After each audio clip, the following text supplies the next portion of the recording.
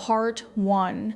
Imagine someone tells you God is everything. The tree, the storm, the math, you. Is that the most profound thing you've ever heard? Or the most convenient escape from the question of God altogether? That's the question Baruch Spinoza left the world with in 1677. And 300 years later, philosophers, physicists, atheists, and mystics are still arguing about it. Today, we're going inside his idea, Deus, sive, Natura, God or nature. We're going to hear the strongest arguments for why this might be the most honest description of the divine ever written. And then we're going to hear the arguments for why it's actually a clever disguise for atheism. I won't tell you which side is right, that's your job, but by the end of this video, you will have an opinion. I guarantee it. Part 2, Who was Spinoza? Baruch Spinoza was a 17th century Jewish-Dutch philosopher. He was excommunicated from his own community at age 23, one of the harshest bans in Amsterdam's Jewish history. No one recorded exactly why.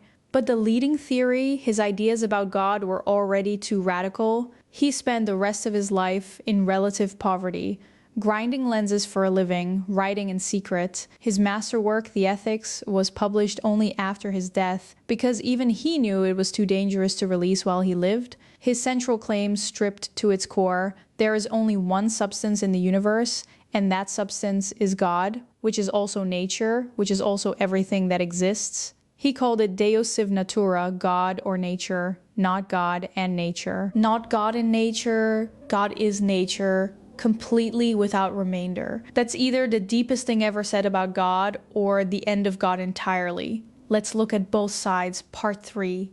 The case for Spinoza's God, Argument 1. He solved the problem of separation. Every major religious tradition has struggled with the same paradox. If God is infinite, how can something that is not God exist? If God is everywhere, how is there a here that is separate from God? If God is all-powerful, how does anything happen that God didn't directly cause? Spinoza's answer is elegant. Nothing is separate. There is no gap between God and the world because they are the same thing. The problem of how God relates to creation disappears because there is no creation outside of God. There is only God expressing itself infinitely in infinite ways. For many thinkers, Goethe, Einstein, some strands of Sufi mysticism, certain Buddhist philosophers, this feels like the only answer that doesn't create new questions faster than it solves old ones. Argument 2. Einstein said it best. When Albert Einstein was asked if he believed in God, he said, and I'm paraphrasing, "I believe in Spinoza's God, not a personal God, not a God who rewards or punishes, but the God of order, the mathematical harmony underneath reality, the laws of physics as the face of the infinite." For Einstein, Spinoza wasn't denying God. He was describing God more accurately than any church ever had, a God so vast and immanent that he doesn't need a throne, because he is the ground. Argument 3, it unifies science and mysticism. Here's what's fascinating.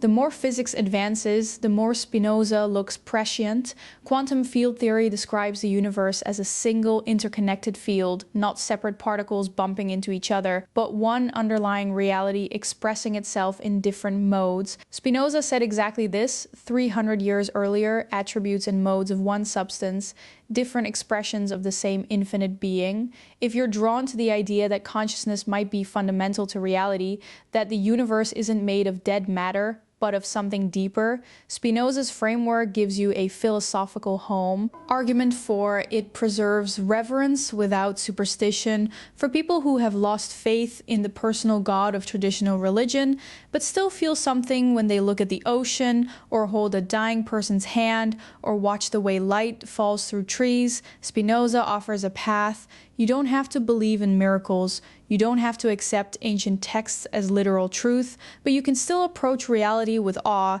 You can still call that awe the experience of God, and Spinoza would not call you wrong. Part 4. The case against Spinoza's God. Objection 1. A God who does nothing is not God. The most direct criticism: Spinoza's God doesn't love you, doesn't hear your prayers, doesn't intervene in history, doesn't care if you live or die, doesn't care if a child suffers. For billions of believers across Islam, Christianity, Judaism, and beyond, this misses the entire point of God.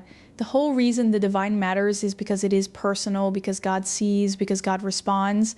A God that is simply everything that exists with no will, no intention, no face is functionally identical to no God at all. You've just renamed the universe and called it theology. Objection 2, it kills free will and moral responsibility. If everything is God, then God includes the torturer, God includes the liar, God includes every act of cruelty in human history. Spinoza was perfectly aware of this problem, and his answer was consistent. Yes, everything follows necessarily from the nature of God.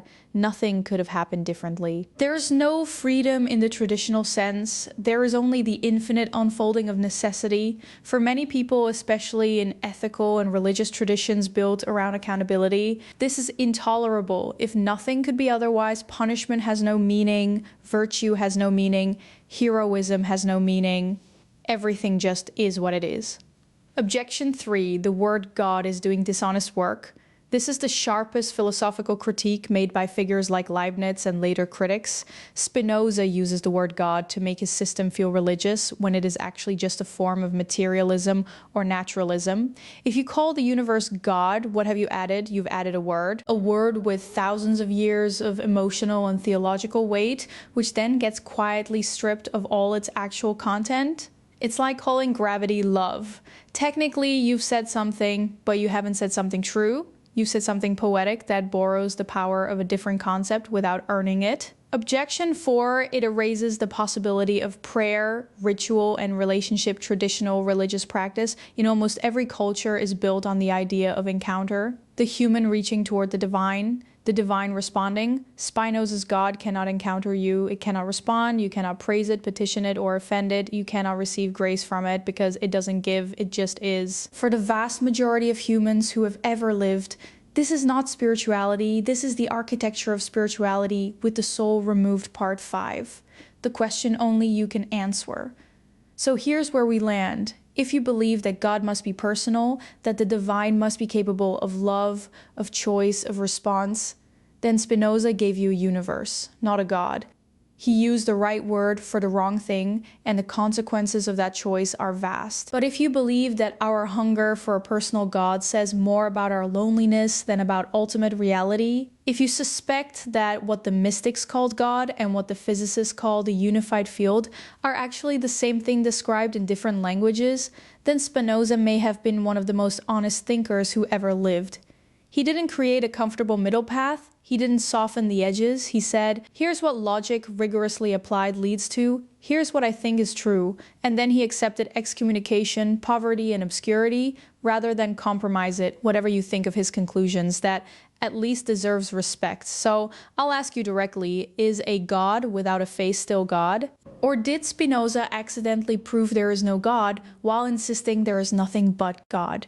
Tell me in the comments. I read every one outro. If this video made you think, even if it made you angry, that's the point. Subscribe if you want more of this. We go deep on philosophy, ideas, and the questions that don't have clean answers. Next video, Nietzsche's response to Spinoza, because he had one, and it's brutal. Until then, keep asking.